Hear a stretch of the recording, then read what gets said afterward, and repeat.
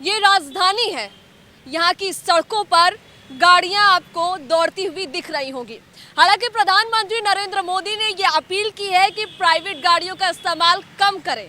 उसके बाद से पेट्रोल डीजल की कीमतों में उछाल, और अब बात राजधानी रांची की हो रही है तो इसका असर यहाँ भी।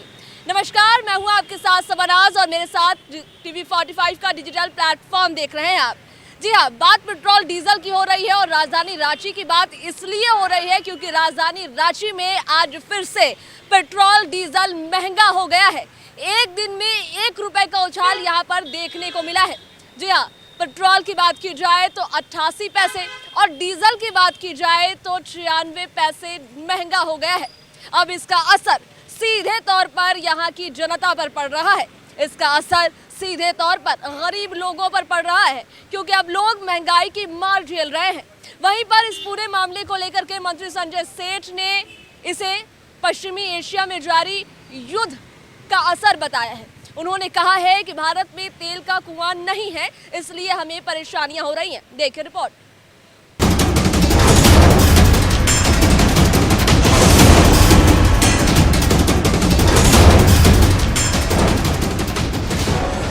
राजधानी रांची में पेट्रोल और डीजल की कीमतों में फिर बढ़ोतरी हुई है। पेट्रोल 88 पैसे बढ़कर के अब 102 रुपए 69 पैसे प्रति लीटर हो गया है। वहीं डीजल 96 पैसे महंगा होकर 97 रुपए 67 पैसे प्रति लीटर बिक रहा है।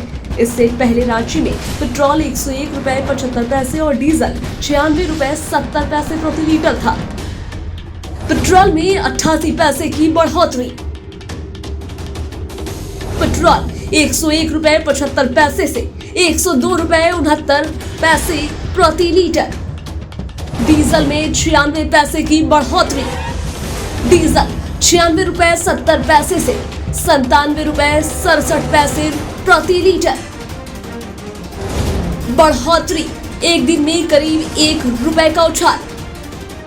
वहीं ईंधन की बढ़ती कीमतों पर रक्षा राज्य मंत्री संजय सेठ ने कहा कि मिडिल ईस्ट में जारी तनाव इसकी बड़ी वजह है।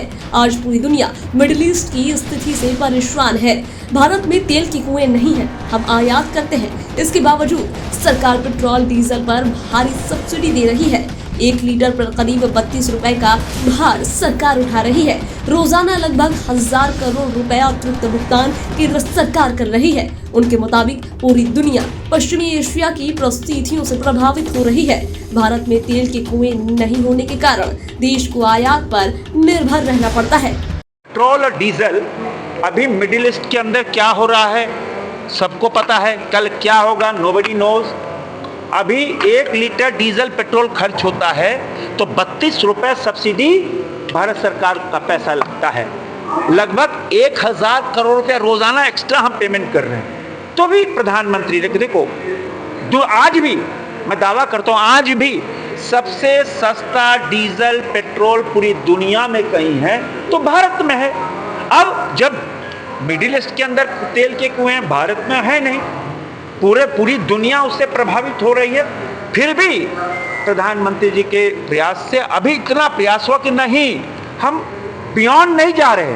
हाँ, कहीं कहीं मजबूरियां होती हैं, तभी प्रधानमंत्री जी ने आग्रह किया है देश की जनता से कि भाई फॉरेन रिजर्व फंड बचाएं और 1-1 लीटर 2-2 लीटर पेट्रोल अगर हम सेव करते हैं तो लाखों डॉलर हम पेट्रोल सेव करते हैं, माने लाखों डॉलर का हमारा बचता है। तभी जिस दिन प्रधानमंत्री ने देश की जनता से आग्रह किया उस दिन से शहर में मैं मोटरसाइकिल से चल रहा हूँ। आज भी मैं मोटरसाइकिल से आया।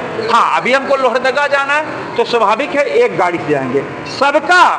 सबका ये होना चाहिए थे कि हम देश को देश हित में देश के चश्मे से, देश के विकास के चश्मे से देखें, पॉलिटिकल चश्मे से नहीं देखें।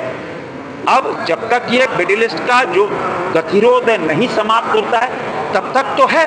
पेट्रोल डीजल के दाम बढ़ने का सीधा असर आम आदमी की रसोई और ट्रांसपोर्ट पर पड़ता है। माल भाड़ा बढ़ने से सब्जी, फल और रोजमर्रा के सामान महंगे हो जाते हैं। रांची के लोगों का कहना है कि लगातार बढ़ती कीमतों से घर का बजट बिगड़ रहा है। हालांकि सरकार मिडिल ईस्ट तनाव और सब्सिडी का हवाला दे रही है, लेकिन सवाल ये है कि आम आदमी कब तक महंगाई की मार झेलेगा। इंटरनेशनल मार्केट में कच्चे तेल की कीमतें कब स्थिर होंगी, इस पर सबकी नजर है। Special desk TV 45।